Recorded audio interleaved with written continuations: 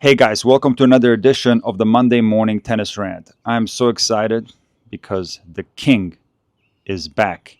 Jannik Sinner will be playing in Rome. I checked out his draw, and quite frankly, it couldn't be much worse. He's got a bye in the first round, of course, and he potentially plays Navona in the second round, which is an absolutely brutal guy to play, especially on red clay. This guy doesn't miss a lot of balls and makes you work. If he comes through that, he will play most likely Davidovich Fokina. And if he wins that, he plays Cerundolo. And if he wins that in the quarters, he will potentially face Ruud. Then, interestingly, it would get kind of easier in the semis because that section is a lot weaker than the top section. And of course, there are great players on the bottom half of the draw, such as Zverev, Draper, and Alcaraz. A few weeks ago, I put up a short clip of Jannik Sinner hitting, and I asked the question, who's missing this guy? And the responses were mixed, as you can imagine. But personally, I missed him a lot because he is clearly the best player in the world. And tennis, of course, is missing something when the best player is not there. For you guys that understand the doping case, you know that Jannik Sinner was treated too harshly. And we're not going to talk about the case again. We've talked about it enough on this channel.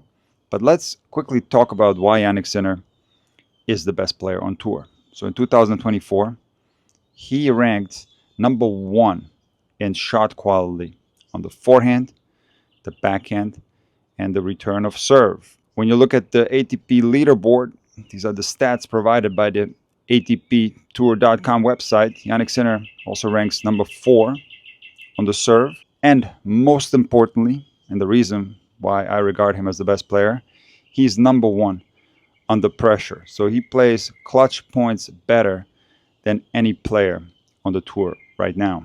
Now here's the big question mark. Will this break affect Sinner negatively? And also the fact that he's coming back to a part of the season that historically has been his weakest.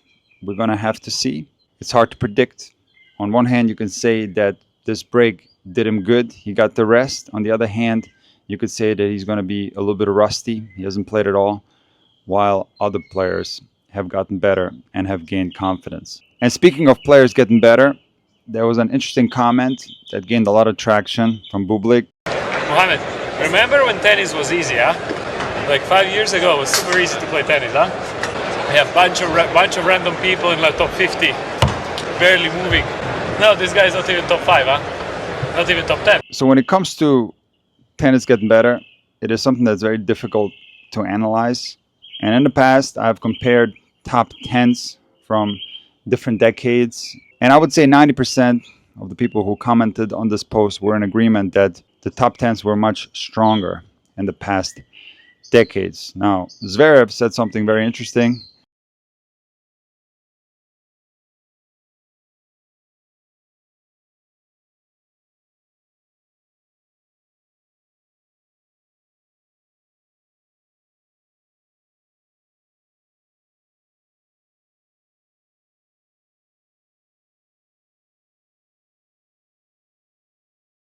Of course, comparing the top 10 to eras where we had the big 3, and you can include other players in addition to the big 3, is not a fair comparison because the big 3 are obviously the 3 greatest players in the history of tennis. However, Zverev did say that when you look at the rankings between 10 and 30, now there's more depth in that part of the rankings and players are indeed stronger. And the reason why I think it's very difficult to analyze these scenarios, rankings from 10 years ago, 5 years ago, is the following.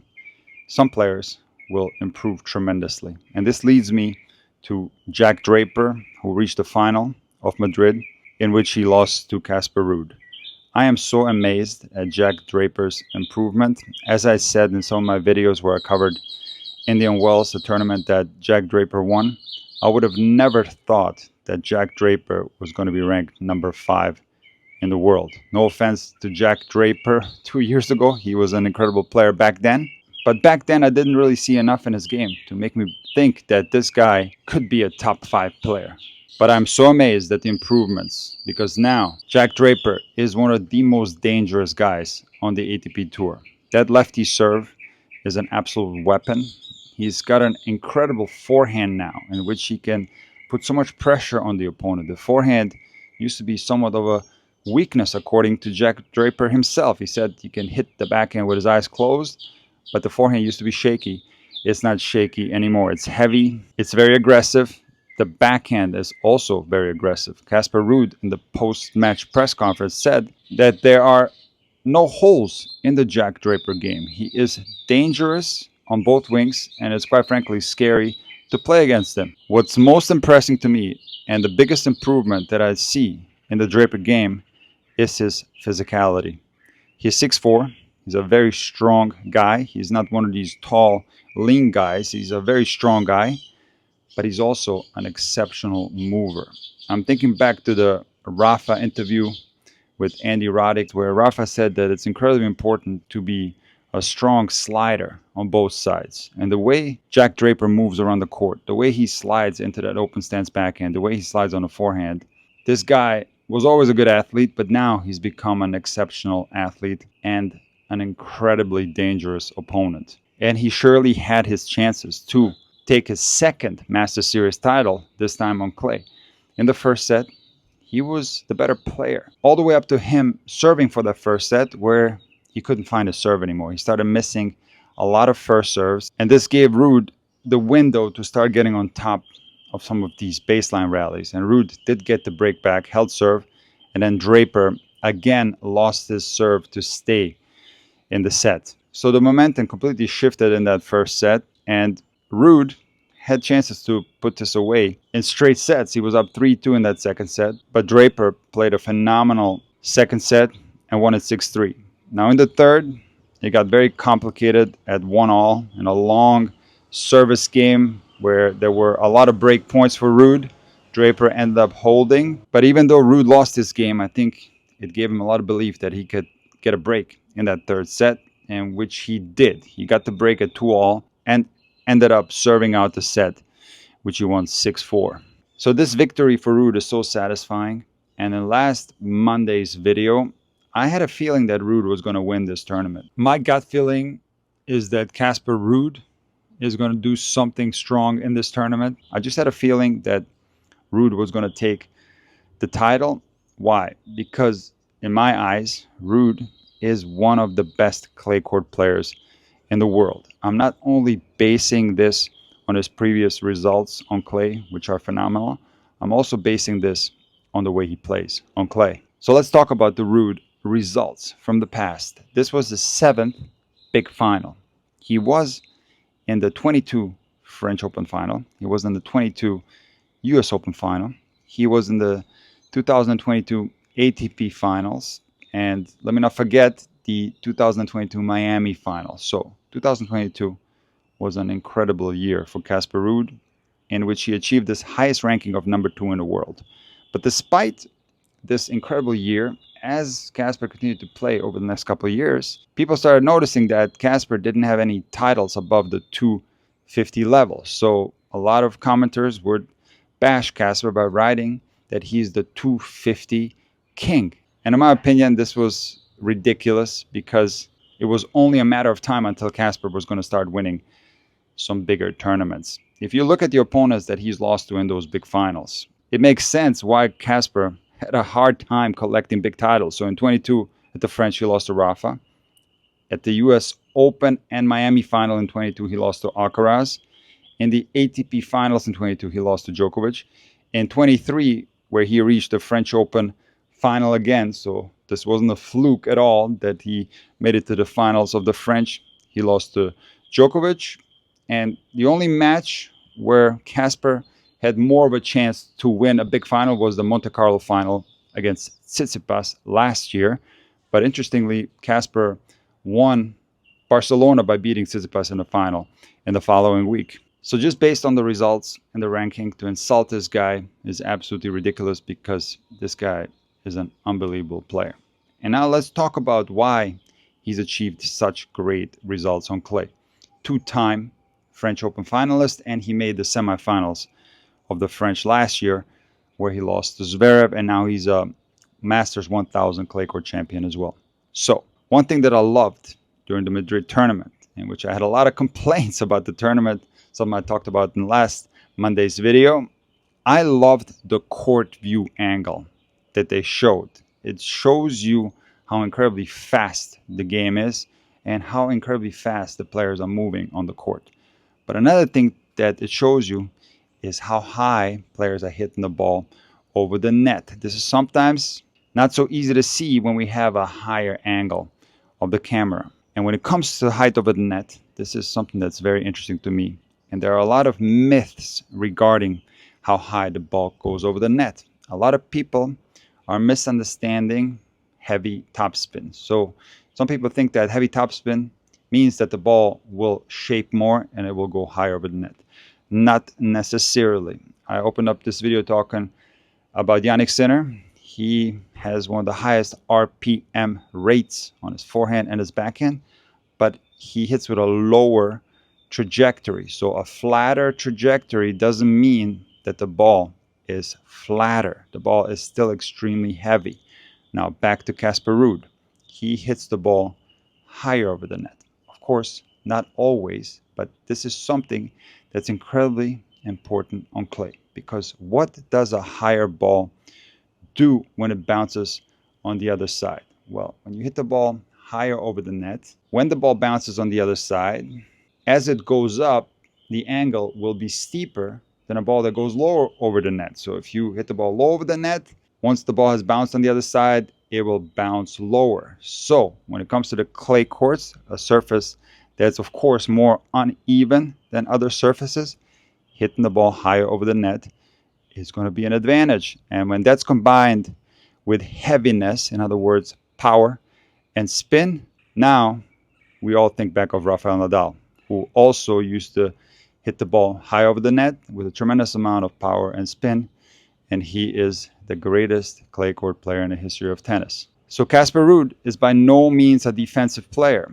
There were some interesting stats at the US Open in 2022 where Casper lost to Alcaraz, and some people might categorize Casper's game as defensive, but in that tournament, Casper's average forehand speed was higher than Alcaraz's. And while Alcaraz is possibly one of the best defensive players that we've ever seen, very similar to Jannik Sinner, Casper Ruud's steal score at the 2022 US Open was higher than the steal score from Carlos Alcaraz. So the steal score is a defensive metric, maybe something that we're going to talk about in future videos. So Casper Ruud is not only a great defensive player, he's also a great offensive player. Another interesting article that I read on the ATP Tour website last year was the fact that Casper likes to hit his two-handed backhand cross court, which is also very heavy.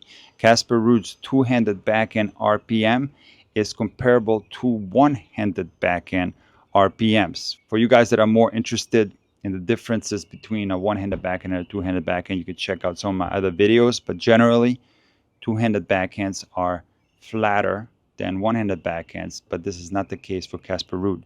His two-handed backhand is very heavy and he loves to hit it cross court. Only 20% of the time pre-2024, Casper would go down the line. So 80% of the backhands go cross court. However, after conducting analysis on Casper Ruud's directional control after those 2 strong weeks in Monte Carlo and Barcelona last year, Casper Ruud increased his down-the-line backhand percentage from 21% to 23% approximately. So Casper started going down the line a little bit more. And the interesting thing about this article was the fact that Ruud was so precise with his down-the-line backhands, and he would hit him within 1 meter of the line very consistently. So anytime you play a lefty as a right-handed player, your backhand down the line is going to have to be on point because you're going to have to hit to the lefty's backhand. And in yesterday's match, Ruud's backhand was so rock solid. Of course, he would hit it a little bit higher with spin to the forehand side, but every now and then he would change directions and go a little bit flatter down the line. So this data did show that when players go down the line, they do lose a little bit of RPMs with their two-handed backhands. I do believe that Casper Ruud will have chances to win the French Open. And let me tell you why. What I just described to you is a consistent player that can play aggressive. This is a player that plays the ball high over the net, which is perfectly suitable for clay. Now, what this means for the opponent is that they're going to have to work really hard, because this guy is not going to give them much and is by no means going to go away in a match. Is it tougher to beat someone like that in a best-of-3 match or in a best-of-5 match? Of course, it's going to be way more difficult to beat Casper Ruud in a best-of-5 match on clay. So I don't know if it's going to happen this year, but I think until the rest of Casper Ruud's tennis career, he's going to have his chances to take that French Open title. And let's finish up with the Sabalenka-Coco Gauff women's final. As I said in my video about Iga's loss to Coco from a few days ago, I find it so incredible that Sabalenka is able to bounce back from losing big finals. And as I thought, she wasn't going to lose 2 finals in a row. If you look at her results, it's always losing a big final, winning a big final, and so on. An incredible player, and don't get it twisted. She does get mad and throw rackets, but her mental game is on point. And this was such an important week for Coco Gauff, who finished last year very strong, and then all of a sudden this year was struggling all the way up to this tournament. So Coco is playing a lot better. It's great to see. She had chances to take that second set, serving for the set, very similar to Draper in that first set against Ruud. But Sabalenka won the clutch points and deservingly won the Madrid title. Again, guys, if you haven't yet, make sure you subscribe to Intuitive Tennis and Intuitive Tennis 24/7 on YouTube. I've got a great video coming on Wednesday for you guys that don't know. There was a very interesting match that I posted, Emma versus Andre, last week, and I played Andre, and I'm going to post that match on Wednesday. The match was very interesting, to say the least. Also, if you want to support Intuitive Tennis, subscribe to Intuitive Tennis Premium. I'm going to put a link in the pinned comment, and I will see you guys in the next video.